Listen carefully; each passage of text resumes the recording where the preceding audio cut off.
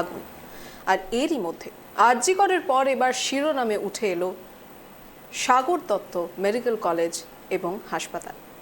তার কারণ সেখানেও সেই একই বিষয় যা নিয়ে আরজি কর সরগরম হয়ে উঠেছিল, নিরাপত্তার বিষয়টি। চিকিৎসকরা নিরাপত্তাহীনতায় ভুগছেন, আর সেই আরও একটি জলজ্যান্ত উদাহরণ হিসেবে দাঁড়ালো আরজি করের পাশাপাশি এবার Sagar Dutta medical college and hospital. আজ এই নিয়েই আমরা কথা বলবো। তার পাশাপাশি আরও একটা বিষয়, আগামীকাল আরজি কর মামলার পঞ্চম সুপ্রিম শুনানি রয়েছে। আর কোথাও না কোথাও যেটা জুনিয়র ডাক্তারদের বক্তব্য থেকে উঠে আসছে সেটা হচ্ছে আরজি কর মামলার এই পঞ্চম সুপ্রিম শুনানি অনেকটাই তাদের পরবর্তী পদক্ষেপ নির্ধারিত করার ক্ষমতা রাখছে।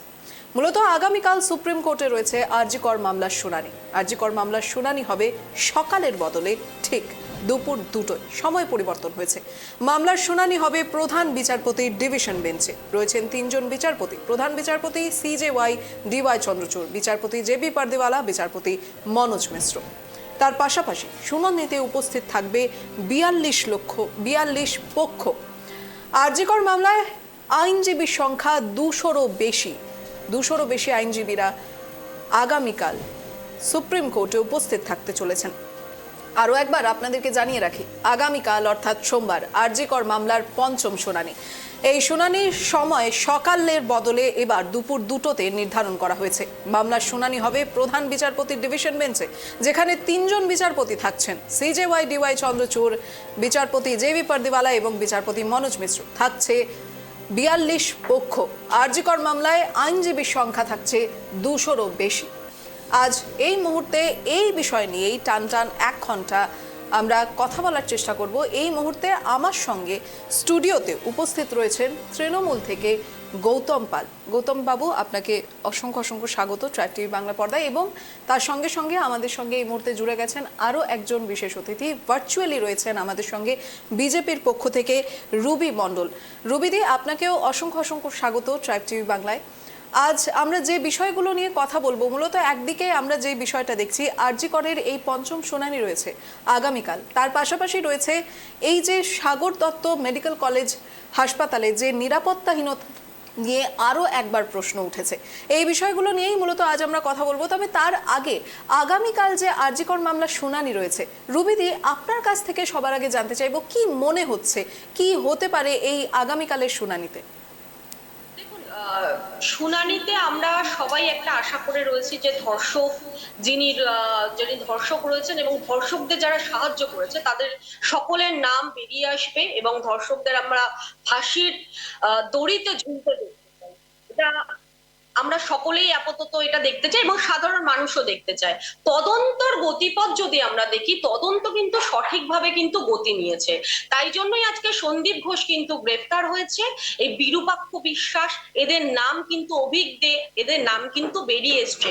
এবং তার সাথে উল্লেখযোগ্য এই যে আমাদের যে ময়না তদন্ত করেছিল অপূর্ব বিশ্বাস, যিনি ময়না তদন্ত করেছিলেন অপূর্ব বিশ্বাস, ওনার নাম উঠে এসছে। এবং উনি কিন্তু বারবার করে একটা কথা বলেছে যে তৃণমূলের আমি আবারও নামটা মেনশন করছি, তৃণমূলের মানে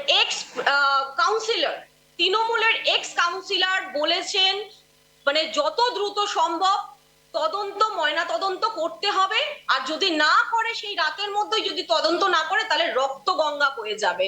এই কথাটা কিন্তু তৃণমূলের কিন্তু এক্স কাউন্সিলর বলেছে, সেটা কিন্তু আমরা অপূর্ব বিশ্বাসের মুখ থেকে কিন্তু শুনেছি। সুতরাং তদন্ত একটা গতিপথ নিয়েছে, একটা সুন্দর সমস্ত নাম বেরিয়ে আসছে এবং এতে পরিষ্কারভাবে একটা জিনিস আজকে স্পষ্ট হচ্ছে, সেটা হচ্ছে তৃণমূলের বিভিন্ন লোক কিন্তু এর সাথে যুক্ত। এই যে ধর্ষকদের যে রক্ষা করার কবচ নিয়ে রেখেছে, এরাই হচ্ছে ধর্ষকদের রক্ষা কবচ। সেই নামগুলো কিন্তু তৃণমূলের কিন্তু একের পর এক বেরিয়ে আসছে এবং আগামী দিনে হয়তো আরো বড় কোনো মাথা বেরিয়ে আসবে, এটা আমরা আশা রাখছি। এবং আমরা যেটা দেখছি, সুপ্রিম কোর্টকে যতবার এই নিয়ে 3বার রিপোর্ট যেটা জমা দিয়েছে সিবিআই এর তরফ থেকে, সেটা কিন্তু একটা স্যাটিসফ্যাকশন ওরা কিন্তু পেয়েছে, সেটা বিচারপতির মুখে আমরা সেটা দেখেছি বারংবার।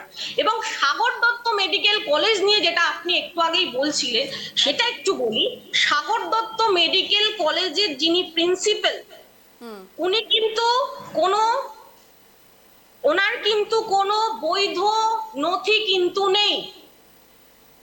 এই রাজ্যের স্বাস্থ্যমন্ত্রী মমতা বন্দ্যোপাধ্যায়, এই রাজ্যের মুখ্যমন্ত্রী মমতা বন্দ্যোপাধ্যায়, এই রাজ্যের পুলিশ মন্ত্রী মমতা বন্দ্যোপাধ্যায়, ইনি কি এটা জানতেন না যে সাগর দত্ত মেডিকেল কলেজে যিনি প্রিন্সিপাল, যিনি অধ্যক্ষের কাজ করছেন, তার আদৌ বৈধ নথি নেই? এবার বিষয়টি হচ্ছে যে এরকম ভাবে কত জায়গায় বিভিন্ন জায়গায় হয়তো এরকম ভাবে মমতা বন্দ্যোপাধ্যায় এরকম ভাবে বিভিন্ন জায়গায় হয়তো লোকপুট করে দিত, এবং এই জন্যই হয়তো আজকে দুর্নীতির সাথে যুক্ত বিভিন্নভাবে সরকার, সেটা কিন্তু বারবার করে প্রমাণিত হচ্ছে। বেশ, রুবিদি আপনার কাছে আরো একবার আসবো, তবে তার আগে এবার গৌতম বাবু আপনার কাছ থেকে জানতে চাইবো। রুবিদি কিন্তু বহু মন্তব্য করলেন এই মুহূর্তে, যেদিকে আরজিকর রয়েছে তো অন্যদিকে সাগর দত্ত মেডিকেল কলেজ হাসপাতাল নিয়ে। তার পাশাপাশি তিনি যে বিষয়টা বললেন যে যিনি প্রিন্সিপাল রয়েছেন সাগর দত্ত মেডিকেল কলেজ হাসপাতালে, পার্থ প্রতিম প্রধান, তার কোনো বৈধ নথিপত্র নেই, এই বিষয়টা একদিকে যেমন বলছেন, তার পাশাপাশি আরও একটা বিষয় যেটা সামনে উঠে এসেছে, এই যে চিকিৎসকদের যে নিরাপত্তাহীনতার বিষয়টা, এটা কিন্তু তিনিও স্বীকার করেছেন। আপনার কাছ থেকে জানতে চাইবো গৌতম বাবু। বিষয়টা হচ্ছে যে প্রথমেই আমি বলি, উনি বললেন সাগর দত্ত মেডিকেল কলেজের প্রিন্সিপালের ওনার কোনো নথি নেই, তো আমি বলবো উনি থেকে এই বিষয়টা নিয়ে আসলেন। আসলে বিজেপি চাইছে ঘোলা জলে মাছ মারবার চেষ্টা করছে, কিন্তু ঘোলা জলে মাছ মারা সোজা কথা নয়। কারণ মমতা বন্দ্যোপাধ্যায় 9ই আগস্ট যখন আমাদের ঘরের মেয়ে, প্রাণের মেয়ে, বাংলার মেয়েকে এইভাবে একজন রেপিস্ট, যাদের কোনো বর্ণ নয়, যাদের কোনো রং নেই, যাদের কোনো ধর্ম নেই, তারা ক্রাইম যারা করে, তারা তৃণমূল দলের কেউ নয়, তারা হচ্ছে যারা ক্রাইম করে তারা ক্রাইম, তাদের একটাই উদ্দেশ্য, সেটা ক্রাইম করায় তাদের হচ্ছে উদ্দেশ্য, তারা কোনো দলের পৃষ্ঠপোষকতায় থাকে না। আর উনি যে কথাটা বললেন যে প্রিন্সিপাল, তো উনি কোন সোর্স থেকে এটা বের করে নিয়ে আসলেন? কারণ বিজেপি কখনোই ঘোলা জলে মাছ ধরবার চেষ্টা করলে কিছু হবে না। কারণ আমাদের চিকিৎসকদের নিরাপত্তার ব্যাপারে যখন 9ই আগস্ট যে ঘটনাটা ঘটলো, মুখ্যমন্ত্রী মমতা বন্দ্যোপাধ্যায় 10 তারিখে যিনি এর সাথে সরাসরি যুক্ত, সেই তাকে কিন্তু অ্যারেস্ট করেছে সিআইডির মাধ্যমে। তারপরেই কিন্তু কেসটা চলে গেল সিবিআই এর আন্ডারে। সুতরাং এখন এটা হচ্ছে সিবিআই এর বিচারাধীন একটা বিষয় রয়েছে, এবং নিরাপত্তার প্রশ্নে আমি পরিষ্কার করে বলে দেই, আজকে সন্ধ্যা 6:30 থেকে রাত্রির সাথী প্রকল্প অ্যাপস চালু হচ্ছে নিরাপত্তার স্বার্থে।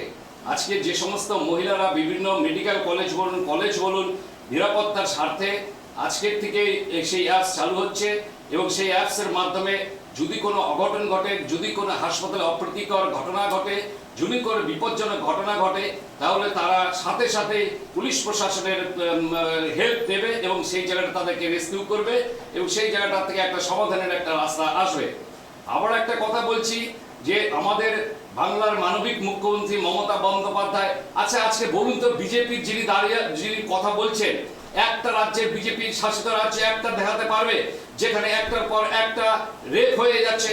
আজকে মধ্যপ্রদেশে প্রকাশ্য রাস্তায় প্রকাশ্য দিবালোকে রেপ হয়ে গেল, সেখানকার তাহলে মুখ্যমন্ত্রী কি করছে?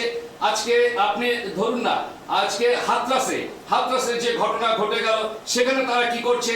আজকে কিন্তু মমতা বন্দ্যোপাধ্যায়, আজকে উন্নাওগাঁও একজন বিধায়ক, সে একজন 17 বছরের একজন মহিলাকে 7 দিন ধরে তাকে রেপ করলো।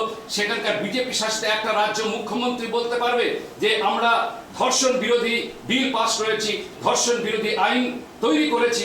আজকে মমতা বন্দ্যোপাধ্যায় ধর্ষণের বিরুদ্ধে বিল পাস করে আমার রাষ্ট্রপতির কাছে সেটাকে আইনে পরিণত করবার জন্য পাঠিয়ে দিয়েছে। কিন্তু দুর্ভাগ্যের বিষয়, আমরা এমন একটা রাষ্ট্রপতি পেয়েছি যিনি এই বিলটাতে সই করছে না, এই বিলটাকে আইনে পরিণত করছে না। আজকে দুর্ভাগ্যের বিষয়, আজকে আপনি ভাবতে পারছেন ভারতবর্ষের একজন অর্থমন্ত্রী তা আজকে তোলাবাজির সাথে যুক্ত আছে। কোন কথা ওনারা কথা বলবেন? লজ্জা লাগে, লজ্জা। আজকে ভারতবর্ষকে একটা বিশ্বের দরবারে একটা লজ্জাস্কর জায়গায় পৌঁছে দিয়েছে একটা দেশের অর্থমন্ত্রী, তিনি আজকে তোলাবাজির সঙ্গে যুক্ত। ইলেকট্রন বন্ডের মধ্যে হাজার হাজার কোটি টাকা সিবিআই কে দিয়ে চাপ দিয়ে হাজার হাজার কোটি টাকা তোলা তুলছে। আজকে পার্টির ফান্ডে তারা এই তোলার ব্যবস্থা করেছে। আজকে এটা ধরা পড়েছে। আজকে বেঙ্গালুরু কোর্ট সেখানে তাকে এফআইআর করা হয়েছে, তাকে অ্যারেস্ট করবার জন্য দেওয়া হয়েছে। এবং সেখানকার যে বর্তমান যে বিজেপি রাজ্য সভাপতি এবং প্রাক্তন রাজ্য সভাপতি জেপি নাড্ডা, আমাদের কেন্দ্রীয় স্বাস্থ্যমন্ত্রী, তার নামও সেখানে ছিল, কিন্তু সেখান থেকে তার নামটা বাদ দিয়ে দেওয়া হয়েছে। আজকে তাদের নামে এফআইআর হয়েছে, তাদেরকে অ্যারেস্ট করা হয়েছে। আর লজ্জা হবে। আজকে বিজেপি, বঙ্গ বিজেপি আজকে একটাই কথা, তারা আজকে আমার যে বোন, আমার যে বাংলার মেয়ে, বাংলার ঘরের মেয়ে, যাকে এইরকম নির্মমভাবে নৃশংসভাবে ধর্ষণ করে রেপ করে খুন করে দেওয়া হলো, আজকে তারা সেই জায়গাটাকে সরে এসে দফা এক দাবি এক, মুখ্যমন্ত্রীর পদত্যাগ হয়। আজকে আপনারা বাংলার যে সেই মেয়ের পাশ থেকে আপনারা সরে এসেছেন, আপনাদের একটাই লক্ষ্য, কিভাবে বাংলার সরকারকে ফেলে দেওয়া যায়। এটা বাংলার মানুষের রায় নিয়ে বাংলার সরকার এসেছে, মমতা বন্দ্যোপাধ্যায়ের সরকার এসেছে, অত সোজা না। মানুষের যদি আপনারা যদি গণতন্ত্রকে বিশ্বাস করেন, মানুষের রায় নিয়ে চলে আসুন আপনারা সরকার, কোনো অসুবিধা নেই। মানুষ সবার শেষ কথা বলবে মানুষ।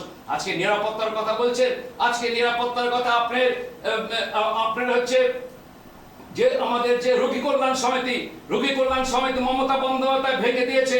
আজকে রোগী কল্যাণ সমিতির যে মাথায় দাঁড়িয়ে রয়েছে প্রিন্সিপাল যিনি রয়েছেন, তিনি সেখানকার চেয়ারম্যান, এবং একজন সিনিয়র ডাক্তার রয়েছেন, জুনিয়র ডাক্তার রয়েছেন, একজন নার্স রয়েছেন, একজন জনপ্রতিনিধি রয়েছেন।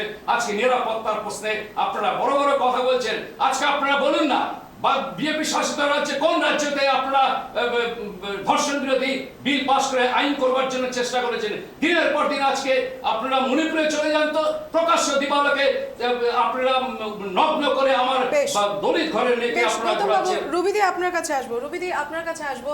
এতক্ষণ গৌতম বাবু বহু দল বিরোধী কথা বললেন, অর্থাৎ আপনাদের দলের বিরুদ্ধে কথা বললেন।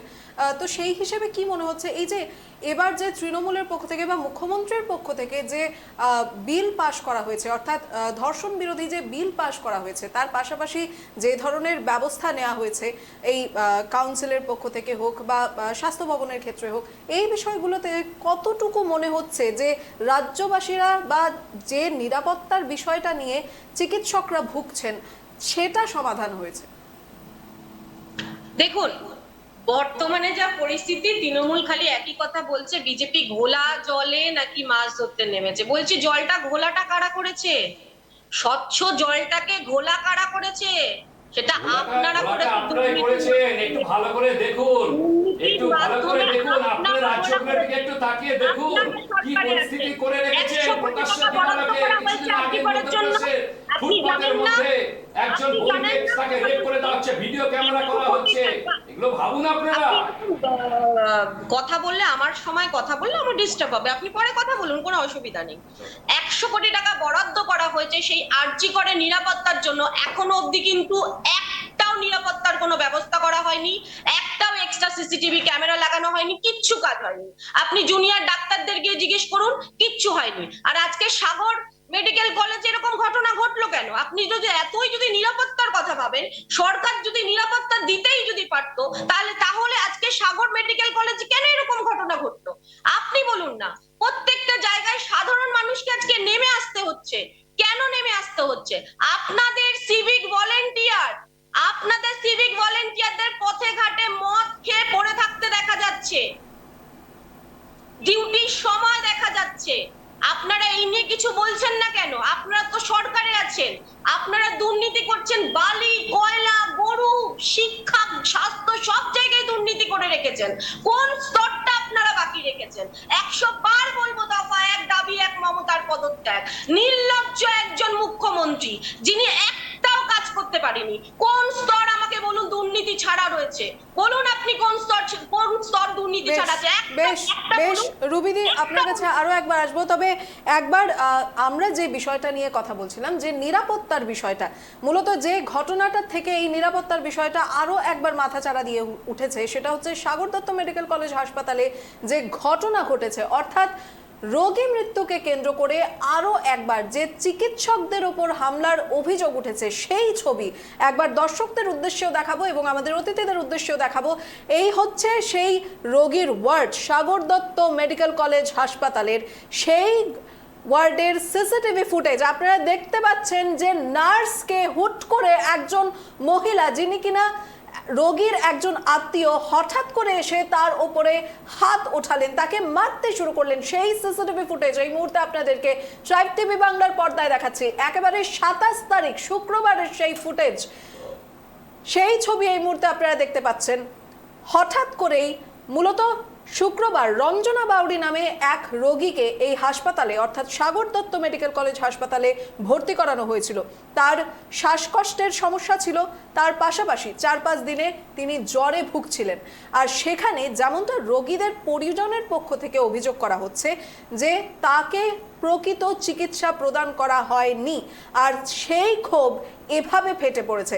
যেমনটা দেখা যাচ্ছে এই সিসিটিভি ফুটেজে, হুট করেই সেখানকার নার্সের ওপরে হাত তুলতে দেখা গেল রোগীর পরিজনের মধ্যে থেকেই একজন মহিলাকে। তবে যেমনটা বলা হচ্ছে যে এই রোগীর ওয়ার্ডে এতজন কি করে উঠলো, সেই প্রশ্ন উত্থাপন করছেন চিকিৎসকরা। মূলত যে বিষয়টা নিয়ে কথা বলা হচ্ছে,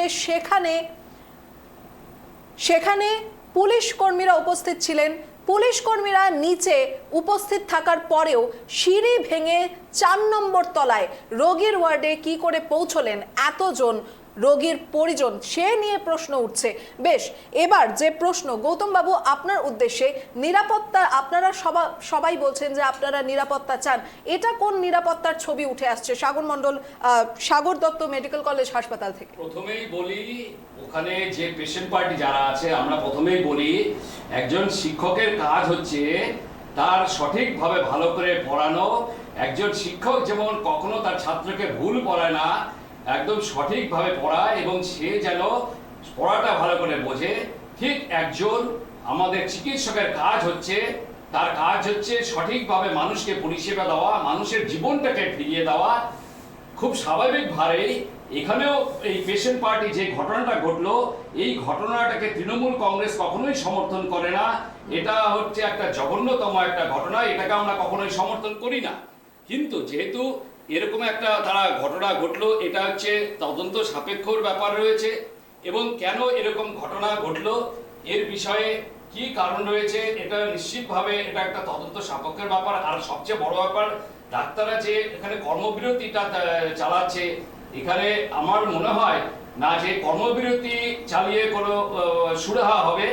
এখানে যে বিষয়টা ধরা পড়েছে যে তারা নার্সদেরকে ইয়ে করছে, এখানে নিশ্চিতভাবে নিরাপত্তার যে একটু খামতি ছিল সেটা তো পরের বিষয়। কিন্তু আমরা যেটা বলছি যে 100 কোটি টাকা যেটা বরাদ্দ হয়েছে, তার মধ্যে 40 কোটি টাকা অনুমোদন হয়ে গেছে। আপনার 7,500 সিসিটিভি ক্যামেরা, প্রত্যেকটা হাই রেজুলেশন। শুনুন বলতে দিন আপনার সময় আমি কথা বলিনি। হাই রেজুলেশনের 7,500 সিসিটিভি ক্যামেরা প্রতিটা মেডিকেল কলেজ হাসপাতালে বসবে। 2,500 নিরাপত্তা রক্ষী বসবে। 2,500 এগুলো সব বসবে, কিন্তু এগুলো কাজ হচ্ছে, এগুলো আজকে আপনি চলে যান, সিসিটিভি কাজ শুরু হয়েছে, কিন্তু এমন একটা অনুকূল একটা প্রতিকূল একটা আবহাওয়া তৈরি হয়ে গেল, বন্যা চলে আসলো, ফলে আজকে গোটা উত্তরবঙ্গ এবং দক্ষিণবঙ্গ আজকে বন্যায় ভাসছে। সেই কারণে নিশ্চিতভাবে এই বন্যা থেকে একটু আমরা একটু ইয়ে হয়ে গেলে নিশ্চিতভাবে কাজগুলো দ্রুত গতিতে কাজগুলো করার নিতে হবে। আরেকটা বিষয় আপনি কি রিয়েলাইজ করতে পারছেন, আপনার এই সিসিটিভি ক্যামেরা বসবে আর নিরাপত্তা রক্ষীরা বসবে, এই বের জন্য জুনিয়র ডাক্তাররা আরও একবার কর্মবিরতির ডাক দিতে চলেছেন, আর যতক্ষণ পর্যন্ত তাদের নিরাপত্তা সুনিশ্চিত না হচ্ছে তারা এই কর্মবিরতি প্রত্যাহার করবেন না। আরও একবার সাধারণ মানুষকে স্বাস্থ্য পরিষেবা থেকে ব্যাহত থাকতে হবে, আরও একবার স্বাস্থ্যের অবনতি ঘটতে চলেছে। গৌতম বাবু, হ্যাঁ, জুনিয়র ডাক্তার, এবার ব্যাপারটা হচ্ছে যে জুনিয়র ডাক্তাররা কর্মবিরতি করছে। আমি বলছি যে আপনারা ঠিক আছে, আপনারা কর্মবিরতি করুন, কিন্তু পরিষেবাটা দিয়ে কখনোই পরিষেবাটাকে বন্ধ করে দিয়ে কর্মবিরতি করা যায় না। আজকে ভাবুন তো, 2011 সালের আগে আপনারা মাত্র 3টা মেডিকেল কলেজ ছিল, এবং 2013 সালে 11 সালে থেকে 24 সালে 23টা মেডিকেল কলেজ হাসপাতাল হয়েছে, এবং সেই সময় মাত্র 600 জন মেডিকেল কলেজের ছাত্র পড়ুয়া ছিল, এবং এখন 4,553 জন ছাত্র রয়েছে মেডিকেল কলেজের রানিং, পড়াশোনা করছে।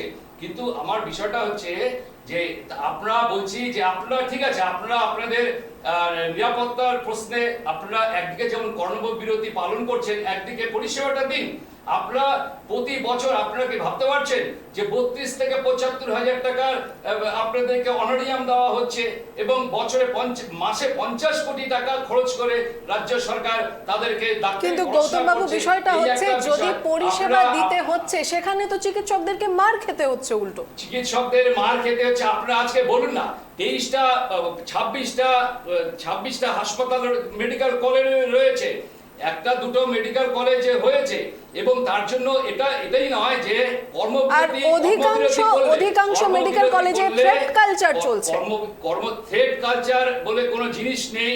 থ্রেট কালচার, আমরা বলছি যে আপনারা কর্মবিরতি পালন করুন। আপনারা নিরাপত্তার প্রশ্নে মমতা বন্দ্যোপাধ্যায় সবসময় ডাক্তারদের সাথে রয়েছে, ডাক্তারদের পাশে রয়েছে, ডাক্তারদের উপর ওনার আস্থা রয়েছে, বিশ্বাস রয়েছে, ভরসা রয়েছে। একদম একদম, এর জন্যই সন্দীপ ঘোষকে পরবর্তীতে ন্যাশনাল মেডিকেলে স্থানান্তরিত করা হয়েছে। দেখুন না, সন্দীপ ঘোষ থেকে শুরু করে যারা যারা এর সাথে যুক্ত রয়েছে প্রত্যেককে অ্যারেস্ট করা হচ্ছে, এবং এটা তো ভালো দিক। যারা এর সাথে যুক্ত রয়েছে তারা অ্যারেস্ট হবে, তাদের শাস্তি হবে। মমতা বন্দ্যোপাধ্যায় যেদিন 10 তারিখেই রাস্তায় নেমেছে, যে আসবো আপনার কাছে গৌতম বাবু, আসবো। রুবিদি আপনি বলুন। গৌতম বাবু আসবো গৌতম বাবু, রুবিদি বলুন। সুরক্ষা আপনারা দিতে পারছেন না, আজকে ডাক্তারদের ন্যূনতম পরিষেবাটুকু আপনারা দিতে পারছেন না। একটা ভালো ওদের একটা ড্রেসিং রুম নেই, একটা ভালো বাথরুম নেই, এগুলো তো ন্যূনতম চাহিদা। আপনারা ন্যূনতম চাহিদাটুকু পূরণ করতে পারছেন না, না পারছেন সাধারণ মানুষের ন্যূনতম চাহিদা পূরণ করতে, না পারছেন ডাক্তারদের চাহিদা পূরণ করতে। আপনারা তো সুরক্ষাও দিতে পারছেন না।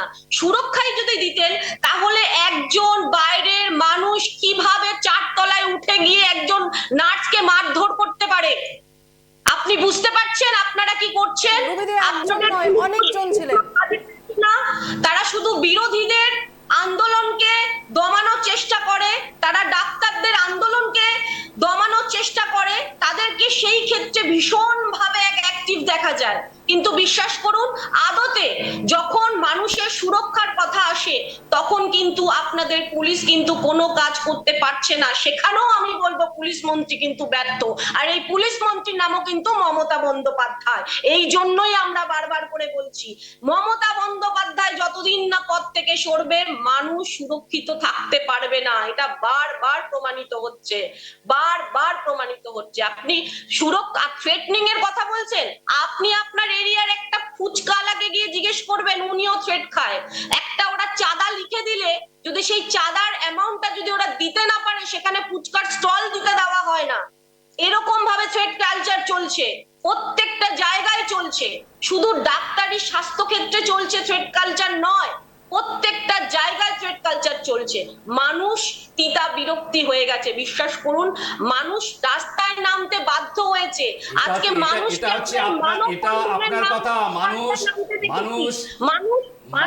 খুব সুরক্ষিত আছে। আজকে যদি সুরক্ষিত নাই থাকে, তাহলে আজকে প্রত্যেকটা শহরে, আপনি প্রতিটা শহরে দেখুন, মহিলারা আজকে সুরক্ষিত, মহিলারা আজকে, নারীরা আজকে সুরক্ষিত, নারীরা আজকে ক্ষমতায়ন, নারীদের হাতে ক্ষমতায়ন করেছে মমতা বন্দ্যোপাধ্যায়, নারীদেরকে সুরক্ষিত করেছে মমতা বন্দ্যোপাধ্যায়, নারীদেরকে সামাজিক সুরক্ষা দিয়েছে গৌতম বাবু, বাংলায় নারীরা এতটা সুরক্ষিত, গৌতম বাবু, বাংলায় নারীরা কতটা সুরক্ষিত আমি আপনাকে বলছি, নারীরা বাংলায় কতটা সুরক্ষিত। আরজি কর ঘটনার পর বাংলার একাধিক জেলায় নারীরা রাত্রি 12টার সময় সুরক্ষিত, প্রতিটা শহরে নারীরা রাত্রি 12টার সময়, প্রতিটা শহরে নারীরা আজকে রাত্রি 12টার সময় তারা রাস্তা দিয়ে যাতায়াত করছে। আজকে বাংলা হচ্ছে সবচেয়ে সুরক্ষিত জায়গায়। আজকে আপনি বাংলা হচ্ছে সুরক্ষার দিক দিয়ে সবচেয়ে 1 নম্বরে রয়েছে বাংলা সুরক্ষা। এভাবে ক্যামেরার সামনে বসে আপনি এই ধরনের কথা বলবেন না, ক্যামেরার সামনে বসে এই ধরনের কথা বলবেন না। হুমায়ুন কবিরকে এর আগেও থ্রেট দিতে দেখা গেছে, আপনাদের কাউন্সিলরকে থ্রেট দিতে দেখা গেছে, আপনাদের বিধায়ককে থ্রেট দিতে দেখা গেছে। এই আপনাদের বিধায়ককে এক জায়গায় মারপিট, সোহমকে মারপিট করতে অব্দি দেখা গেছে। আপনারা বলছেন থ্রেট কালচার, থ্রেট কালচার আপনারা করেন না, আপনারা থ্রেট কালচার মেনে চলছেন, প্রত্যেকটা জায়গায় থ্রেট দিয়ে বেড়াচ্ছেন। আপনারা এভাবে রাজনীতি করছেন, এভাবে সরকার চালাচ্ছেন। আপনারা কথা বলছেন সুরক্ষা, কোথায় সুরক্ষা বলুন না, কোথায় সুরক্ষা? আপনি নিজেও জানেন আপনার মেয়ে রাত্রি 10টা বেজে গেলে বাড়ির বাইরে বেরোতে গেলে ভাবতে হয়, আপনাকে 10 বার ফোন করতে হয়। সে সুরক্ষিত নেই পশ্চিমবঙ্গে। পশ্চিমবঙ্গের পার্ক স্ট্রিট থেকে কামধনু প্রত্যেকটা কেস দেখুন, কোথায় কোথায় সুরক্ষা? কেন সুরক্ষা দিতে পারেনি? এতগুলো কেস কেন দেখুন, বিজেপি শাসিত রাজ্যগুলো দেখুন সেখানে কি অবস্থা রয়েছে। বাংলার কথা বলুন, বাংলার কথা বলুন। বাংলা এই মুহূর্তে যথেষ্ট সংকটের মধ্যে রয়েছে। আগামীকালে শুনানিতেও হয়তো আমরা ধর্ষকদের হয়তো ফাঁসিতে ঝুলতে দেখতে পারতাম। সেই জায়গায় যারা ক্রাইম করেছে, যারা রেপিস্ট, তাদের ফাঁসি হোক, তাদের শাস্তি হোক, এটা তৃণমূল কংগ্রেস চায়। তৃণমূল কংগ্রেস প্রথম থেকে, মমতা বন্দ্যোপাধ্যায় প্রথম দিন থেকে তাড়াতাড়ি তদন্ত হোক, তাড়াতাড়ি দোষীদের শাস্তি হোক, তাড়াতাড়ি দোষীদের ফাঁসি হোক, মমতা বন্দ্যোপাধ্যায় এটা চায়, গোটা তৃণমূল কংগ্রেস দল এটা চায়। এখনো অব্দি ধরা পড়েনি। এই ধর্ষক হয়তো আমাদের মাঝখানে আমাদের সাথেই হয়তো হাঁটাচলা করছে, আমরা জানি না। কালকে জানি না আগামী দিন নেক্সট টার্গেট কে হবে। আপনারা বুঝতে পারছেন না, আপনারা প্রমাণ লোপাট করে যে ধর্ষককে বাঁচানোর চেষ্টা করছেন কেন? আমাদের তো প্রশ্ন এটাই, কেন করছেন? মমতা বন্দ্যোপাধ্যায়কে বারবার দেখা গেছে, বারবার শোনা গেছে উনি নিজে আদালতের বিষয় রয়েছে, আদালত ঠিক করবে, আদালতের বিষয় রয়েছে, আদালত ঠিক করবে কে ধর্ষক। আজকে সিবিআই এর হাতে দেওয়া হয়েছে, সিবিআই কি করছে? সিবিআই এর হাতে দেওয়া হয়েছে, কে দোষী কে নির্দোষ সেটা সিবিআই ঠিক করবে। সেটা সিবিআই, আজকে সিবিআই ঠিক করবে কে দোষী কে নির্দোষ। গৌতম বাবু আসবো, রুবি দিয়ে আসবো। একটু আগে রুবি দিয়ে আপনি হুমায়ুন কবিরের হুমকির কথা উল্লেখ করেছিলেন। গৌতম বাবু আসবো, গৌতম বাবু আসছি আপনার কাছে, আসছি গৌতম বাবু আসবো আপনার কাছে। রুবি দিয়ে একটু আগে আপনি উল্লেখ করেছিলেন হুমায়ুন কবিরের সেই হুমকির যে বক্তব্য ছিল, সেই হুমকি একবার দর্শকদের উদ্দেশ্যেও এই মুহূর্তে টিভির পর্দায় নিয়ে আসবো। হুমায়ুন কবির যে হুমকি দিয়েছিলেন, মূলত তিনি কি বলেছিলেন সেটা শোনাবো। যত খুশি করব, যত মহা মিছিল করবে, এরা যদি 1000 লোকের মিছিল করে, আমি তার পরের দিন 5000 লোকের মিছিল করবো, দিয়ে ওদেরকে ঘিরে ওখানে রেখে দেবো মেডিকেল কলেজ। হিম্মত থাকে তো আমার সাথে লড়বে, করুক। যেদিন করবে তার 2 দিনের মাথায় করবো, মেডিকেল কলেজ ঘেরাও করে রাখবো। আমার নেত্রী আমাকে নিষেধ করবে, কিন্তু তাও শুনবো না। আমার অধিকার খর্ব হলে আমি কোনো জায়গাতে আপোষ করবো। এত বড় সাহস কোথা থেকে পাই, কার মদতে পাই? আমার এখানে এফআইআর করার হিম্মত কোথা থেকে পাই? করুক না মিছিল, 1000 লোক মিছিল করে। হুমায়ুন কবিরের মিছিল করার যখন দরকার হবে, এই জেলায় একটাই নেতা ছিল অধীর চৌধুরী, মাস লিডার। বর্তমানে অধীর চৌধুরী লোকসভায় হেরেছে, আবার পিসিসির প্রেসিডেন্টও চলে গিয়ে এখন টালমাটাল আছে। আমাদের আর কিছু পাওয়ার নাই, 62 বছর বয়স হয়ে গেছে। আগামী দিনে হয় ভোটে লড়বো না, কিন্তু এইসব ডাক্তার, এইসব 50টা ডাক্তারের কে ঘরে ঢুকাতে আমার 2 মিনিট লাগবে। করুক না, দেখি কত। আর প্রশাসনও কি করে দেখি, আমাকে কি করে রুখে দেখি। আমার বিরুদ্ধে একটা দেবাংশ কমপ্লেন করে দিল, আমার নন মেরেবল সেকশনে কেস করে দেবে বহরমপুর থানা। আর আমি মার না করে, কাউকে না মেরে, কাউকে না ধরে, কাউকে গাল না দিয়ে আমি কেস খেয়ে খেয়ে বসে থাকবো? দুটো কেস আমার রানিং, আমাকে এখনই অ্যারেস্ট করুক না, চলে যাবো। জেল থেকে বেরাবো যেদিন সেদিন বুঝিয়ে দেবো কত ধানে কত চাল হয়। ঠিক আছে।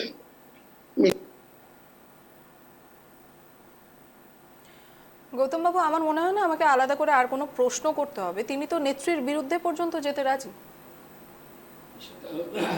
বিষয়টা হচ্ছে তিনি যে কথাটা বললেন, ওনারা যদি 2000 লোকের মিছিল করে, আমি আগামীকালই 5000 লোকের মিছিল করে দেখিয়ে দেব।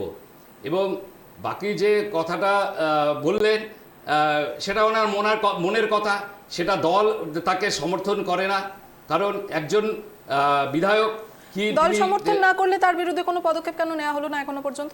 না, দল তাকে সমর্থন করে না। একজন বিধায়ক বলেছে, নিশ্চয়ই দল চিন্তা ভাবনা করছেন, উনি যে কথাটা বলছেন সেটা দল চিন্তা ভাবনা করবে, দল বলবে। এই জায়গাটায় একজন বিধায়কের এগেস্টে দল ঠিক করবে, তার এগেস্টে কি স্টেপ নেবে বা কি করবে সেটা দলের ব্যাপার। আমাদের মমতা বন্দ্যোপাধ্যায় রয়েছে, তিনি ঠিক করবেন। বেশ, রবিদি বলুন কি বলছেন।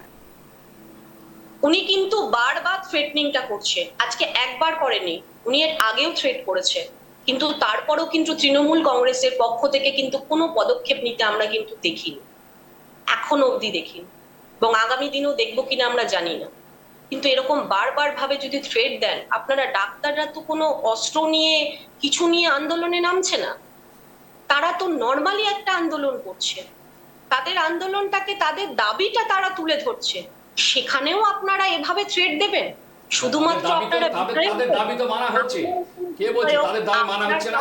তাদের দাবি মানা হচ্ছে, তারা কর্মবিরতি তুলে নিয়েছে, তাদের দাবি তো মানা হচ্ছে। মমতা বন্দ্যোপাধ্যায় তো তাদের দাবি মেনেছে, অস্বীকার করে লাভ নেই। তাদের চাহিদাটুকু চাইছে, সেটা পূরণ করতে পারছেন না 13 বছর ধরে, তাই তারা আজকে আন্দোলন করতে বাধ্য হচ্ছে। কারোর কোনো ইচ্ছে নেই, এরা ডাক্তারি পড়তে এসছে, এরা আগামী দিনে ভারতবর্ষের ভবিষ্যৎ, এরা আগামী দিনে পরিষেবা দেবে, আপনাকেও হয়তো চিকিৎসা প্রদান করবে, এবং ওই হুমায়ুন কবিরকেও হয়তো চিকিৎসা প্রদান করবে। তাদেরকে আপনারা থ্রেটনিং দিচ্ছেন, তাদের তো ন্যূনতম চাহিদাটুকু আপনারা পূরণ করতে পারছেন না বলে তারা নেমেছে। কেন থ্রেটনিং করছেন? আর এটা তো একবার না, বারবার হচ্ছে, তারপরও আপনাদের দলের থেকে কোনো পদক্ষেপ কেউ দেখতে পাচ্ছে না। তার মানে এটা আপনাদের সুপ্রিমোই কোনোভাবে ইনস্ট্রাকশন দিচ্ছে যে তুমি থ্রেটনিং দাও, কারণ আপনাদের তো একটা পাতা অবধি নড়ে না, এ রাজ্যের একটা পাতা অবধি নড়ে না মমতা বন্দ্যোপাধ্যায়ের ইনস্ট্রাকশন ছাড়া। তাহলে হুমায়ুন কবির এত বড় বড় কথা বলছে, বারবার থ্রেটনিং করছে, ডিরেক্টলি থ্রেটনিং করছে, অথচ তার বিরুদ্ধে কি পদক্ষেপটা নিয়েছে এখনো অবধি? এটা ফার্স্ট টাইম না। দল তার অভ্যন্তরীণ বিষয়ে পদক্ষেপ নিবে, আপনাকে কি বলে পদক্ষেপ নিবে?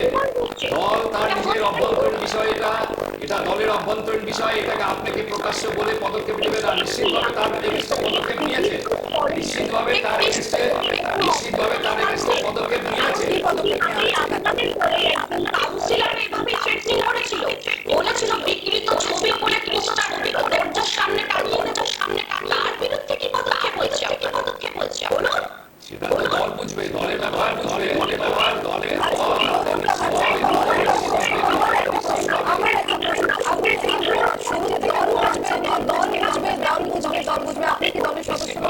নিশ্চিতভাবে আমাদের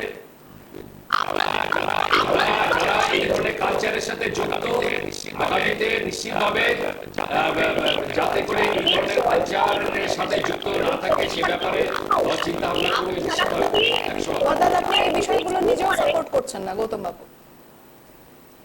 আপনি এই বিষয়গুলো নিজেও সাপোর্ট করছেন? অ্যাকচুয়ালি আপনাদের যে ডাক্তারিদের যে চাহিদাগুলো রয়েছে, সেই চাহিদাগুলো তো মমতা বন্দ্যোপাধ্যায় পূরণ করেছে, করার ফলেই তো আপনাদের কর্মবিরতিটা তারা তুলেছে, এবং কাজ শুরু হয়ে গেছে, অলরেডি কাজ শুরু হয়ে গেছে, আরজি করে আপনি সিসিটিভি ফুটেজ। গৌতম বাবু, চাহিদা যদি পূরণ হয়েই থাকতো তাহলে কিন্তু এভাবে কর্মবিরতি নামতে হয় না ডাক্তারদেরকে। শুধুমাত্র আরজিকর আজ শিরোনামে উঠে এসেছে বলে আরজিকর নিয়েই আপনারা পড়ে থাকবেন, আর বাকি মেডিকেল কলেজ হসপিটালগুলোতে এইভাবে ডাক্তারদেরকে নাকানি চোবানি খেতে আমরা হবে? দেখছি যেটা শুধু সাগর দত্ত মেডিকেল কলেজে আমরা এরকম একটা ঘটনা দেখলাম, কিন্তু এখানে যেহেতু ওখানে প্রিন্সিপাল রয়েছে, তারপরে আমাদের যে রোগী কল্যাণ সমিতির উপর দায়িত্ব যারা রয়েছে, এবং এটাও যে বিষয় যে রোগীটা পেশেন্টটা মারা গেল শ্বাসকষ্ট নিয়ে, তারা যে মারা গেল সেটাও একটা তদন্তের বিষয় রয়েছে। সেখানে তারা সত্যি তাদের কি পরিষেবাটা পেয়েছে কি না পেয়েছে, এটা একটা তদন্তের বিষয় রয়েছে। সুতরাং সেই জায়গাটায় দাঁড়িয়ে তারা যে কাজটা করেছে সেটা তো অন্যায়, সেটা তো নিশ্চিতভাবে সমর্থনযোগ্য নয়। হ্যাঁ, বেশ, তাহলে আমাদের দর্শকদের উদ্দেশ্যে মূলত সাগর দত্ত মেডিকেল কলেজ হাসপাতালে কি ঘটেছিল তার একটা সংক্ষিপ্ত বিবরণের জন্য আপনাদের জন্য রইল এই বিশেষ প্রতিবেদন। দেখুন। সুনিশ্চিত নিরাপত্তার দাবি, আরও তীব্রতর আন্দোলনের হুঁশিয়ারি। সোমবার থেকেই পূর্ণ কর্মবিরতির পথে জুনিয়র ডাক্তাররা। নিরাপত্তার দাবি নিয়ে রাজপথে নেমেছিলেন জুনিয়র চিকিৎসকেরা। 5 দফা দাবির মধ্যে হাসপাতালে চিকিৎসক এবং স্বাস্থ্যকর্মীদের নিরাপত্তা নিশ্চিতের দাবি ছিল তার মধ্যে অন্যতম। পরে যদিও লাগাতার বৈঠক এবং বৈঠকের পর কর্মবিরতি প্রত্যাহার করে নেন চিকিৎসকেরা। এরই মধ্যে সাগর দত্ত মেডিকেল কলেজে রোগীর মৃত্যুর অভিযোগে স্বাস্থ্যকর্মীদের হেনস্থার অভিযোগ। আর এই ঘটনার প্রতিবাদে এবার রাজ্যের প্রতিটি মেডিকেল কলেজে সোমবার বিকেল থেকে কর্মবিরতির ডাক জুনিয়র ডাক্তারদের। ঘটনার সূত্রপাত শুক্রবার রাতে। সাগর দত্ত মেডিকেল কলেজে রোগীর পরিজনদের হাতে প্রহৃত হন জুনিয়র চিকিৎসক সহ কয়েকজন স্বাস্থ্যকর্মী। অভিযোগ, শুধু মারধর করা নয়, আরজিকর করে দেওয়ার হুঁশিয়ারিও দেওয়া হয় কর্তব্যরত এক জুনিয়র মহিলা ডাক্তারকে। ঘটনার প্রতিবাদে শুক্রবার রাত থেকেই সাগর দত্তে কর্মবিরতি শুরু করেছিলেন সেখানকার জুনিয়র চিকিৎসকেরা। শনিবার হাসপাতালে যান স্বাস্থ্য সচিব নারায়ণ স্বরূপ নিগম সহ দপ্তরের পদস্থ কর্তারা। আন্দোলনকারীদের চিকিৎসকের সঙ্গে কথা বলেন। উপস্থিত ছিলেন জুনিয়র ডক্টরস ফ্রন্টের সদস্যরাও। পরে বাইরে এসে নিরাপত্তার প্রশ্নে প্রশাসনকে চূড়ান্ত ডেডলাইন বেঁধে দেন তারা। প্রশাসনিক বৈঠকের পর জুনিয়র চিকিৎসকেরা জানিয়ে দিলেন, সোমবার বিকেলের মধ্যে রাজ্যের প্রতিটি মেডিকেল কলেজ হাসপাতালে প্রশাসন নিরাপত্তা সুনিশ্চিত না করতে পারলে ফের পূর্ণ কর্মবিরতিতে নামবেন তারা। সোমবার অর্থাৎ 30 সেপ্টেম্বর আরজিকর মামলা শুনানি রয়েছে সুপ্রিম কোর্টে। জুনিয়র চিকিৎসকেরা বলছেন, রাজ্যের সরকারি হাসপাতাল ও মেডিকেল কলেজগুলিতে নিরাপত্তার প্রশ্নে আদালতে রাজ্য কী রিপোর্ট পেশ করবে আমরা সেদিকে নজর রাখব। নিরাপত্তা সুনিশ্চিত না হলে ফের ওই দিন বিকেল থেকেই রাজ্য জুড়ে পূর্ণ কর্মবিরতি শুরু হবে। আমরা খবর পেলাম যে একদল মানুষজন এসে এক প্রকার ভ্যান্ডালিজম চালালো এই সাগর দত্তের বুকে। কি ঘটেছিল? একটি রুগী যার মরণাপন্ন অবস্থা, সে আজকে এসছিল সাগর দত্তের মেডিসিন ওয়ার্ডে, এবং তাকে সঙ্গে সঙ্গে এখানকার জুনিয়র ডাক্তাররা অ্যাটেন্ড করে, এবং অ্যাটেন্ড করার সঙ্গে সঙ্গে তারা বুঝতে পারে যে এই পেশেন্টটির আইসিইউ বেড দরকার আছে। তারা সঙ্গে সঙ্গে আইসিইউ বেডে রেফার করে। কিন্তু দুর্ভাগ্যবশত যে কথাটা আমরা বারবার করে বলে এসেছি যে আমাদের সেফটি সিকিউরিটির দাবি পেশেন্টের স্বাস্থ্য ব্যবস্থা, পেশেন্টের স্বাস্থ্য ব্যবস্থার প্রতি সম্পৃক্ত রয়েছে, হেলথ কেয়ার সিস্টেমের সাথে জড়িত। এই যে আমরা বারবার করে বলেছি সেন্ট্রাল রেফারাল সিস্টেম, এই যে আমরা বলেছি যে আইসিইউ বেড ভ্যাকেন্সি, এই যে আমরা বলেছি পরিকাঠামোকে বাড়িয়ে তোলা, সেটা কিন্তু একটা বারের জন্য হয়নি। সেটা নিয়ে ডিরেক্টিভ বেরিয়েছে, সেটা নিয়ে সুপ্রিম কোর্ট অনেক কিছু বলেছে, কিন্তু সরকারের তরফ থেকে কোনো রকম সদিচ্ছা আমরা দেখতে পেলাম না, এবং তার ফলে একটি রোগীর প্রাণ চলে যায়। তারপরে আমরা যেটা দেখতে পেলাম সেটা অত্যন্ত নক্কারজনক। প্রায় 15 থেকে 20 জন এসে আমাদের এই সাগর দত্তের যারা জুনিয়র ডাক্তার রয়েছে তাদের ওপর অ্যাটাক চললো। ফিমেল যারা পিজিটি রয়েছে, ইন্টার্ন রয়েছে, তাদের গায়ে হাত উঠলো। এবং আজকে যেখানে দাঁড়িয়ে আমরা বারবার করে বলেছিলাম যে নিরাপত্তার জায়গাটা থাকুক, কোনো একটি ভবিষ্যৎ অভয়া যাতে আর না ঘটে সেই নিরাপত্তা আমাদেরকে সুনিশ্চিত করা হোক, কিন্তু সেটা কিন্তু করা গেল না। এক প্রকার আমরা দেখতে পেলাম যে পুলিশ এবং কিছু সিভিক ভলেন্টিয়ার, যার বিরুদ্ধেও আমরা প্রতিবাদ তুলেছিলাম, তারা কিন্তু নীরব দর্শকের ভূমিকা পালন করলো। জুনিয়র চিকিৎসকদের কথায় 50 দিন অতিক্রান্ত, এখনও হাসপাতালগুলিতে যে পর্যাপ্ত নিরাপত্তার বন্দোবস্ত করা হয়নি তা শুক্রবার রাতে সাগর দত্ত মেডিকেলের ঘটনাতেই স্পষ্ট। ফলে সোমবারের মধ্যে রাজ্য পূর্ণ নিরাপত্তার ব্যবস্থা না করতে পারলে আমাদের কর্মবিরতির জন্য দায়ী থাকবে রাজ্য সরকারই। Bureau report, tribe TV Bangla.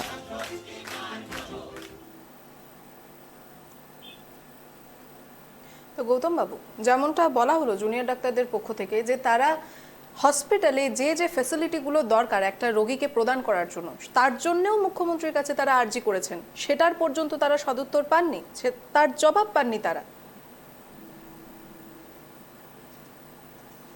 একটা হাসপাতালে পেশেন্টকে যে যে পরিষেবা দেওয়া দরকার ওনারা বলছেন সেই বিষয়গুলো তারা পাননি।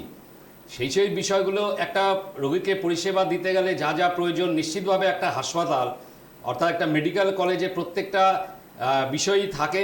শুধু ওনাদের মেইন যে বিষয়টা সেটা হচ্ছে নিরাপত্তার প্রশ্ন। নিরাপত্তার প্রশ্নে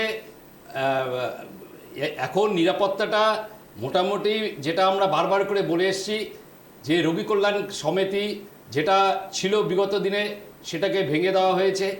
এখন গোটা বিষয়টা আপনি বারবার রোগী কল্যাণ সমিতির দিকেই আটকে রয়েছেন, নিরাপত্তার বিষয়টা নিয়ে বলুন। তারা বলছেন আগামীকাল বিকেল থেকে তারা আরো একবার কর্মবিরতির ডাক দেবেন যদি গোটা রাজ্যের প্রতিটি মেডিকেল কলেজ হাসপাতালে তাদের নিরাপত্তা সুনিশ্চিত আমার না মনে করা হয় হয়। না এর আগে সময় যে কতটুকু রয়েছে আপনাদের 42 দিন হাতে? যে কর্মবিরতি ছিল সেখানে 9 থেকে 10 লক্ষ মানুষ প্রায় তাদের পরিষেবা থেকে তারা বঞ্চিত হয়েছিল। আমরা চাই যে কর্মবিরতি একদিকে যেমন চলছে, ওনারা যে চাইছেন কর্মবিরতি, সম্পূর্ণ কর্মবিরতি না করে পরিবেশ সেবাটাও যেমন হাসপাতালে থাকুক এবং ওনাদের দাবি দেওয়া যেটা চাইছেন সেটার জন্য কর্মবিরতি থাকুক এবং কিন্তু বিষয়টা হচ্ছে চিকিৎসকরা যে পরিষেবা দিতে চাইছেন তার জন্য যে বিষয়বস্তুগুলো দরকার সেগুলোর জন্যও তো আর্জি জানিয়েছেন, তাদের কাছে এসে পর্যন্ত পৌঁছয়নি, কোনো জবাব পর্যন্ত আসেনি, জিনিসপত্র এসে পৌঁছানো তো দূরের কথা। মানুষ আজকে গ্রামের মানুষ, গরিব মানুষ, প্রান্তিক মানুষগুলোই কিন্তু হাসপাতালে আসে, তারা কিন্তু চিকিৎসা করে। আজকে গরিব মানুষগুলোই কিন্তু হাসপাতালে আছে। সুতরাং গরিব মানুষকে দূরে সরিয়ে রেখে এভাবে কর্মবিরতি পরিষেবা না দিয়ে যদি শুধু কর্মবিরতি চালানো যায় তাহলে যে গরিব মানুষকে বঞ্চিত করা হবে। পরিষেবার জন্য যে সামগ্রীগুলো দরকার সেগুলো যদি তাদের কাছে এসে না পৌঁছলো তারা পরিষেবাটা কি দিয়ে দেবে? না, সেই সামগ্রীগুলো তারা তো বলছে না কি সামগ্রী, কি সামগ্রী একটু আগে তো বললো। তাদের যে পরিষেবা একটা হাসপাতালে পশ্চিমবাংলায় মেডিকেল কলেজগুলো এমন কোনো খারাপ অবস্থা নেই যে তাদের যে রোগীদেরকে পরিষেবা দেওয়ার জন্য যে আনুষঙ্গিক জিনিসগুলো দরকার সেগুলো প্রত্যেকটা জিনিস রয়েছে। শুধু তাদের একটাই বিষয় যেটা নিরাপত্তার বিষয়। নিরাপত্তার বিষয়টা বারবার মুখ্যমন্ত্রী মমতা বন্দ্যোপাধ্যায় দেখছেন যে নিরাপত্তার বিষয়টা আজকে যেমন রাত্রির সাথী প্রকল্পটা আজকের থেকে চালু হয়ে গেল, এটা একটা নিরাপত্তার বিষয় রয়েছে। ডাক্তারদের নিরাপত্তার বিষয়টা তিনি দেখছেন তো। আপনাদের যে সিসিটিভি, তারপরে আপনার তাদের বাথরুম, টয়লেট, তারপরে সেখানে যাতে পর্যাপ্ত আলো থাকে, হাই মাস পোল, এগুলো বিষয়গুলো ধীরে ধীরে কাজ একদিনে, এটা তো একটা কন্টিনিউয়াস প্রসেস, এটাতে একদিনে তো সম্ভব নয়। 23টা হাসপাতাল 26টা হাসপাতালে একদিনে করা সম্ভব নয়, এটা আস্তে আস্তেই কাজ হবে। সুতরাং আমরা মনে করি যে তারা সম্পূর্ণভাবে কর্মবিরতি না করে নিশ্চিতভাবে তাদের কাছে নিরাপত্তার বিষয়টা কিন্তু একদিন দুদিনের নয়, নিশ্চিতভাবে তাদের কাছে সমস্ত তারা যে বিষয়গুলো চাচ্ছে সমস্ত কিছু পৌঁছে যাবে। তারা একদিকে তাদের কর্মবিরতি করুক, আর একদিকে পরিষেবাটা চালু রাখুক। সাধারণ মানুষকে পরিষেবা না দিয়ে তাদের এই কর্মবিরতিটা তাদের না করাই ভালো, কারণ সাধারণ মানুষ এর থেকে বঞ্চিত হবে। সাধারণ মানুষের তো এই জায়গাটায় কোনো দোষ নেই, তারা গরিব মানুষরা আছে পরিষেবা নিতে হাসপাতালে। সুতরাং আমরা মনে করি যে একদিকে যেমন তাদের দাবি দেওয়া আদায়ের ক্ষেত্রে তারা কর্মবিরতি করছে, পাশাপাশি তারা পরিষেবাটাও চালু রাখুক। বেশ, রবিদি আপনি কি বলতে চাইবেন? দেখুন, উনি বারবার রোগী কল্যাণ সমিতি বলছে, উনি ভেঙে দিয়েছে। উনি কাকে বাঁচানোর জন্য করেছেন জানেন? শান্তনু সেনকে বাঁচানোর জন্য। বুঝতে পেরেছেন? আপনারা কি ভাবছেন সাধারণ মানুষ কিছু বুঝতে পারছে না? সবার কাছে সবকিছু জলের মতো পরিষ্কার। আর সুরক্ষার কথা যখনই আসছে আপনি এদিক ওদিক চলে যাচ্ছেন, সুরক্ষা প্রদান করতে পারছে না। আপনি আরজিকর ঘটনার পরেও আপনার কি জানা আছে এই রাজ্যে কতগুলো ধর্ষণ হয়েছে? সুরক্ষা দিতে পেরেছেন? কোথায় ধর্ষণ বিরোধী আইন মমতা বন্দ্যোপাধ্যায় আজকে ভারতবর্ষের একটাই রাজ্য যে রাজ্যে ধর্ষণ বিরোধী আইন, যে রাজ্যে ধর্ষণ বিরোধী বিল পাস হয় সেভাবে রাষ্ট্রপতি সেখানে সই করে না। এর থেকে দুর্ভাগ্যজনক আর কিছু হতে পারে না। ধর্ষণ 13 বিরোধী বছর ধরে বিলকে আইনে একটা পরিণত করবার জন্য সরকারি ভারতবর্ষের একমাত্র মুখ্যমন্ত্রী মমতা বন্দ্যোপাধ্যায় ধর্ষণ বিরোধী বিলকে আইনে পরিণত করবার জন্য তিনি রাষ্ট্রপতির কাছে পাঠিয়েছেন, কিন্তু রাষ্ট্রপতি সই করছে না। আর ধর্ষণ বিরোধী আইন হওয়া মানে গৌতম বাবু, আসবো আপনার কাছে, তখন রুবিদিকে বলতে দিন। আর কবে হবে? আপনারা আর কবে করবেন? 13 বছর ধরে তো মানুষ তো এই অত্যাচার সহ্য করছে। একটা ডাক্তারের কাছে যখন যাচ্ছে, আপনি জানেন কোনো ডাক্তারখানার অবস্থা ভালো নেই সরকারি, একটা বেড অবধি পাওয়া যায় না, সেখানে অবধি দালাল ধরতে হয় একটা বেডের জন্য। আপনি জানেন শৌচালয়ের কি অবস্থা, বাথরুমগুলোর কি অবস্থা? আজকে হাসপাতালগুলো যথেষ্ট পরিষেবামূলক হাসপাতাল হয়েছে, প্রত্যেকটা হাসপাতাল। আজকে আপনি ভাবুন, আজকে সুপার স্পেশালিটি হাসপাতাল, আজকে সুপার স্পেশালিটি হাসপাতাল প্রতিটা 23টা জেলাতে 23টা সুপার স্পেশালিটি হাসপাতাল হয়েছে। আপনি কি বলছেন? তো 23টা জেলায় 23টা সুপার স্পেশালিটি হাসপাতাল হয়েছে। আপনি দেখুন সেই হাসপাতালগুলো 11 সালের আগে কি অবস্থা ছিল আর আজকে কি অবস্থা। পরিষ্কার পরিচ্ছন্ন হাসপাতালে হয়েছে। রুবিদিকে বলতে দিন, গৌতম বাবু আসবো আপনার কাছে। যাচ্ছে এবং বহু বছর ধরে 13 বছর ধরে মানুষ প্রতিশ্রুতিতেই পড়ে আছে। বলছি প্রতিশ্রুতি আর আমাদের চাই না। ওনাকে বলুন, উনি যদি সুরক্ষা না দিতে পারে পদটা ছেড়ে দিতে, পদটা ওনার ছেড়ে দিতে। উনি মুখ্যমন্ত্রী পদে বসার উনি যোগ্যই নয়, উনি যোগ্যই নয়। এতগুলো ধর্ষণ হচ্ছে, এখনো অব্দি ঘটনা ঘটেছে। কিছুদিন আগে আমার 115 নম্বর ওয়ার্ডেও একটা ঘটনা ঘটেছে আমাদের আশেপাশের এলাকায়। খাল থেকে একজন মহিলার লাশ উদ্ধার করা হয়েছে, আমি সেটা ফেসবুকে পোস্ট করেছিলাম। আপনি বলুন তো সেখানে কোথায় সুরক্ষা? শুধু ডাক্তারদের সুরক্ষার কথা নয়, সাধারণ মানুষও কিন্তু সুরক্ষিত নয়। এটা একটা রাজ্য সরকারের কর্তব্য, সে তো করতেই পারছে না, বারবার ব্যর্থ। এতগুলো ধর্ষণ হয়েছে, আরজিকর ঘটনার পরের কথা বলছি, এতগুলো ধর্ষণ হয়েছে, একটা ধর্ষককেও এখনো অবধি ধরেছে? এতগুলো খুনের ঘটনা ঘটেছে, যারা দোষী তাদেরকে এখনো অবধি ধরা হয়েছে, গ্রেফতার হয়েছে? কোথায়? কোন কাজটা করছে প্রশাসন? কি কাজ করছে? শুধু প্রতিশ্রুতি দিচ্ছে, প্রতিশ্রুতি। 13 বছর ধরে মানুষ এই প্রতিশ্রুতিতে ভুলে থাকবে। ধর্ষণ হচ্ছে সেটা আপনি বলুন না, কোথায় ধর্ষণ হচ্ছে বলুন। আপনি শুধু বলে যাচ্ছেন ধর্ষণ হচ্ছে, ধর্ষণটা হচ্ছে কোথায় সেটা বলুন একবার। নিউজ দেখেন না? ধর্ষণ হচ্ছে। অর্থাৎ আজকে আপনি একটা কথাই বারবার বলে যাচ্ছেন গোটা বাংলায় ধর্ষণ চলছে। আরে আপনারা একটা কথা গৌতম বাবু, বারবার কোথায় বলছেন যে কোথায় ধর্ষণ ধর্ষণ ধর্ষণ হচ্ছে। আপনি যে বারবার এই প্রশ্নটা করছেন, গৌতম বাবু আপনি যে বারবার এই প্রশ্নটা করছেন যে কোথায় ধর্ষণ হচ্ছে, অর্থাৎ আপনি রাজ্যের বিষয়ে কোনো খোঁজ খবর রাখেন না। রাজ্যের বিষয়ে উনি বলছেন যে রাজ্যের ধর্ষণ হচ্ছে, রাজ্যের কোন পার্টি, কোন জেলাতে, কোন জায়গাটাতে ধর্ষণ হচ্ছে আমি সেটার কথা উনাকে বলতে যাচ্ছি। আমাদের আরজি করে এটা তো সবাই জানে, কিন্তু তারপরেও আপনি বলছেন প্রত্যেক দিন ধর্ষণ হচ্ছে। আর উত্তরপ্রদেশে যান, প্রত্যেক দিন 3 জন করে ধর্ষণ হচ্ছে আপনাদের বিজেপি শাসিত রাজ্যে, প্রত্যেকটা রাজ্যে। গোটা ভারতবর্ষে জুড়ে আজকে মহামারী আকার নিয়েছে। এটা শুধু পশ্চিমবাংলার সমস্যা নয়, এটা শুধু পশ্চিমবাংলার সমস্যা নয়, গোটা ভারতবর্ষের আজকে সমস্যা, গোটা ভারতবর্ষের সমস্যা এটা। কোন রাজ্য সরকার ধর্ষণ বিরোধী আইন করতে পারছে না, গোটা ভারতবর্ষের সমস্যা আজকে। আর যে ধর্ষণটা শুধু পশ্চিমবঙ্গে না, আপনি এমন করে বলছেন ধর্ষণটা যেন শুধু পশ্চিমবঙ্গেই হচ্ছে আর কোনো রাজ্যে হচ্ছে না, আপনি এমন করে বলছেন। আপনার গোটা রাজ্য জুড়ে ধর্ষণ চলছে আজকে ধর্ষণটা একটা ব্যাধি, অনেক রাজ্যে হচ্ছে। গৌতম বাবু আপনি নিজে পর্যন্ত বলছেন গোটা রাজ্য জুড়ে ধর্ষণ চলছে, আপনি নিজে এই মুহূর্তে বলছেন। আমি বলছি প্রত্যেকটা রাজ্য জুড়ে ধর্ষণ যে হচ্ছে আজকে গোটা ভারতবর্ষে জুড়ে এটা চলছে। আজকে পেপার খুললে প্রত্যেকটা রাজ্যে একই পরিস্থিতি হচ্ছে। আপনি শুধু বাংলার কথাই দেখছেন। আমরা আবারও বলছি, ধর্ষণ প্রত্যেকটা রাজ্যেই হতে পারে, হ্যাঁ, এবং হচ্ছে, সেখানে শাস্তি হচ্ছে, কিন্তু কোন জায়গায় শাস্তি আপনি দেখুন না, কোথায় শাস্তি হয়েছে বলুন না। বরঞ্চ হয়ে ওকালতি করছে। বরঞ্চ আপনার বাড়িতে গিয়ে বলেই দিল সঞ্জয় রায় দোষী, কিন্তু আমার এখনো বক্তব্য এটা থাকবেই যে তাহলে উনি কোন ধর্ষণকারীকে বাঁচানোর চেষ্টা করেছে? শুধুমাত্র সঞ্জয় রায়। যে ধর্ষণের সাথে যারা ধর্ষণের সাথে যারা যুক্ত তাদেরকে প্রত্যেককে ধরুক, প্রত্যেকের শাস্তি হোক, এটা আমরা চাই। আমরা সিবিআইকে বারবার বলেছি সঞ্জয় রায়ের সাথে যারা যারা যুক্ত রয়েছে তাদের প্রত্যেকের শাস্তি হোক। বারে বারে আমরা বলছি শাস্তি হোক, ফাঁসি হোক, শুধু সঞ্জয় রায় না, তার সাথে যারা যারা আছে প্রত্যেকের শাস্তি হোক। যারা রেপিস্ট তাদের সাথে যুক্ত, যারা যুক্ত আছে প্রত্যেকের শাস্তি হোক, এটা আমরা প্রথম থেকে বলে আসছি। আমরা তৃণমূল কংগ্রেস প্রতিনিয়ত রাস্তায় নেমে ধর্ষণের যারা ধর্ষক তাদের বিরুদ্ধে আমরা প্রচার করেছি, যারা এর সাথে যুক্ত তাদের শাস্তির দাবি করেছি। আমরা বারে বারে শাস্তির দাবি করেছি ধর্ষক এবং তার সাথে যারা যুক্ত।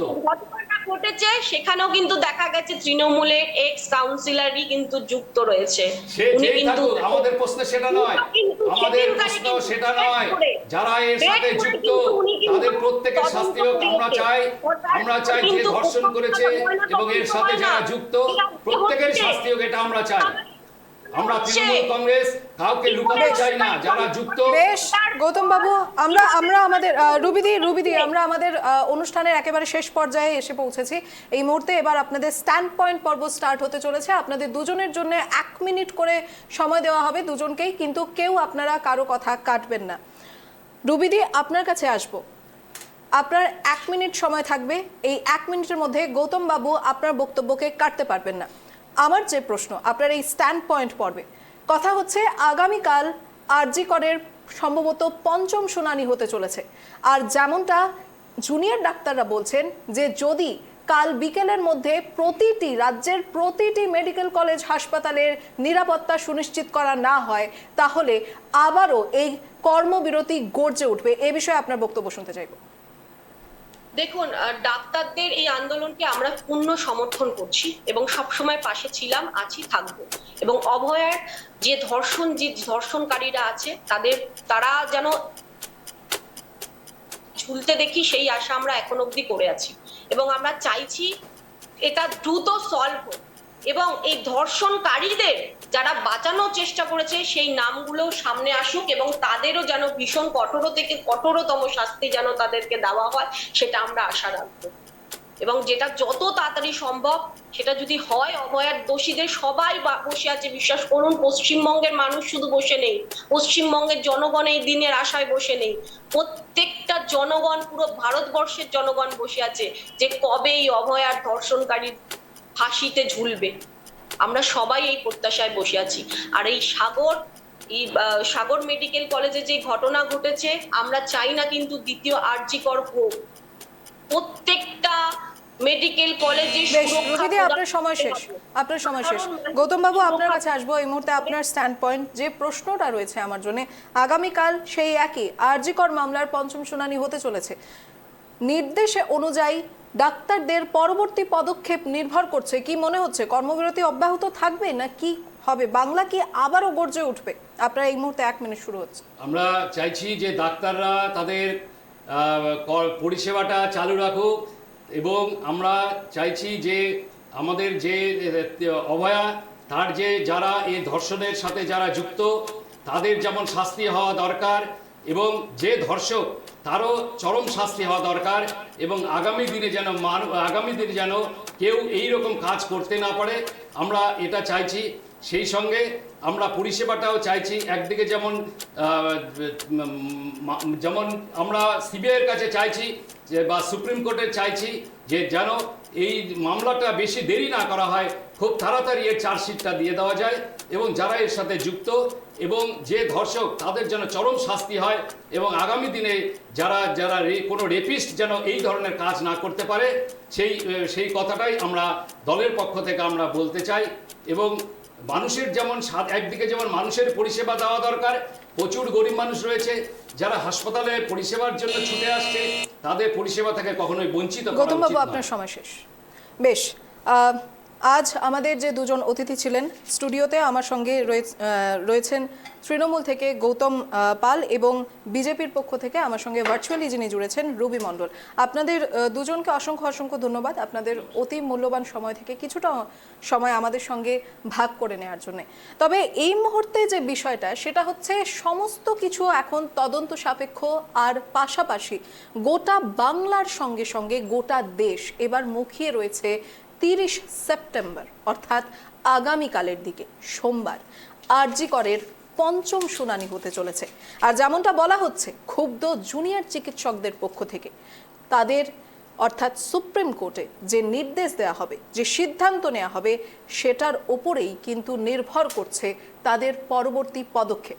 তো এবার দেখা যাক যে আগামীকালকে যে সুপ্রিম কোর্টে শুনানি হতে চলেছে সেখানে কি সিদ্ধান্ত নেওয়া হয়, আর তারপরে ডাক্তাররা মূলত কোন সিদ্ধান্তে নেমে আসে। এই মুহূর্তের জন্য বেঙ্গল এক্সপ্রেস এ পর্যন্তই। পরবর্তী খবরের আপডেটের জন্য দেখতে থাকুন ট্রাইব টিভি বাংলা। ধন্যবাদ।